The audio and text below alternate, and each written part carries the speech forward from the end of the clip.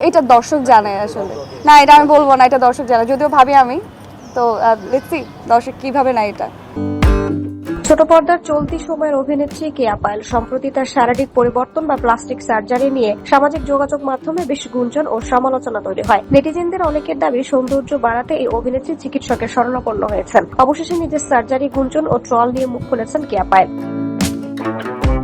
সম্প্রতি এক সাক্ষাৎকারে সার্জারি প্রসঙ্গে প্রশ্ন করা হলে কেয়া পায়েল জানান, তিনি জন্মগতভাবেই সুন্দর এবং ছোটবেলা থেকেই নিজের সৌন্দর্য নিয়ে প্রশংসা শুনে বড় হয়েছেন। তিনি যোগ করেন, তার নিজের একটি বিউটি স্যালন থাকায় সৌন্দর্য নিয়ে আরো বেশি কাজ করার আগ্রহ তৈরি হয়। সেই আগ্রহ থেকেই চেহারায় সামান্য পরিবর্তন আনেন তিনি। এ বিষয়ে কেয়া পায়েল বলেন, কখনো আমার মধ্যে এমন কোনো উদ্দেশ্য ছিল না যে এক্সট্রা কিছু করে সৌন্দর্য বাড়াতে হবে, কারণ আমি যেমন আছি তেমনই খুশি।